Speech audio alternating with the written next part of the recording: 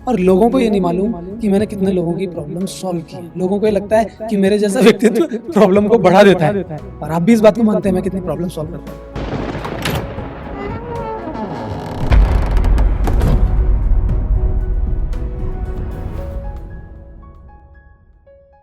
देखा आपने, ये जो बचत का कॉन्सेप्ट है ये प्रेजेंट में आपको जीने नहीं देगा, भविष्य की चिंता में।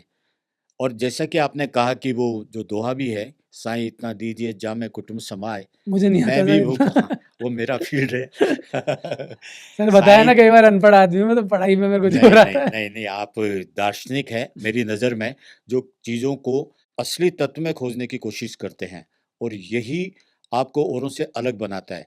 साईं इतना दीजिए जामे कुटुंब समाए, मैं भी भूखा ना रहूं, साधु न भूखा जाए। लेकिन अनमोल बाबू, आप जो ये बोल रहे हैं ये उस वक्त का है जब अच्छा। झोंपड़ी में रहो और साधु आते हैं। सही बात है, आप साधु भी नहीं है। हाँ, आज के वक्त में जब बच्चे को पढ़ाना होता है, उसके एजुकेशन के लिए इनकम तो कम होती है, बचत उसी में से निकालते हैं, पेट काट के या ज़्यादा कमा के कैसे भी। तो बच्चों की एजुकेशन है, या लड़कियों की शादियां हैं, या लड़कियों की भी एजुकेशन है, वो प्रोग्रेस का नियम तो साधु खा जाएगा और वहाँ कुछ बचेगा नहीं, तो कैसा होगा? इतनी फीस, इतने सब सारे खर्चे। आपने बोल तो दिया कि ये पुराने ज़माने की बात थी, आज अलग चीज़ है। देखिए, स्वरूप चेंज हुआ है, खर्चे तब भी होते थे, अलग-अलग ढंग से होते थे। चीज़ें कम खर्चीली थी, आज ज़्यादा खर्चीली हो गई।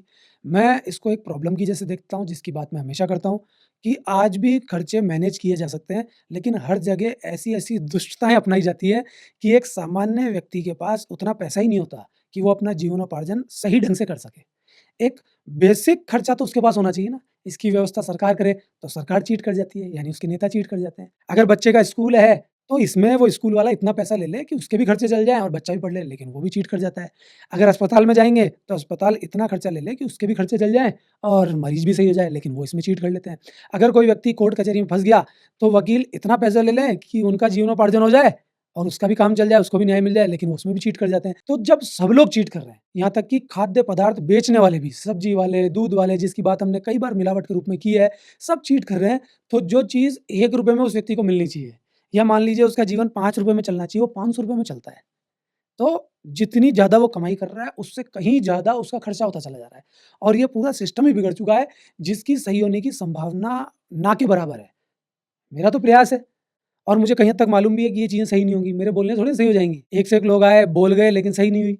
लेकिन मेरे अंदर की चीज़ मैं क्लियर करके जाऊँगा, फिर इसकी मुझे कोई भी कीमत अदा करनी पड़े, कोई भी कीमत चुकानी पड़े, मैं अपनी बात रख के जाऊँगा, क्योंकि अंदर ही अंदर कुढ़ना मेरे बस की बात नहीं है। मैं क्लियर करके जाऊँगा, और आज इतना अच्छा साधन मिल गया है, पहले फ़िल्मों के द्वारा क्लियर करता था, लेकिन वो थोड़ा महँगा सौदा था और उसमें टाइम ज़्यादा लगता था, 1-1 साल लग जाता था फ़िल्म बनाने में। पहले लिख रहा हूँ, अपनी बात बता रहा हूँ, फिर उसका शुद्धिकरण कर रहा हूँ, फिर शूट कर रहा हूँ, एडिट कर रहा हूँ। लेकिन आज इतना अच्छा साधन सामने है, जो मन में आती है बात, या जो लोग पूछते हैं प्रश्न के तौर पे, या अपनी प्रॉब्लम्स भी पूछते हैं, वो मैं सामने रख देता हूँ, और लोगों को ये नहीं मालूम कि मैंने कितने लोगों की प्रॉब्लम सॉल्व की है। लोगों को ये लगता है कि मेरे जैसा व्यक्तित्व प्रॉब्लम को बढ़ा देता है, और आप भी इस बात को मानते हैं मैं कितनी प्रॉब्लम सॉल्व करता हूँ।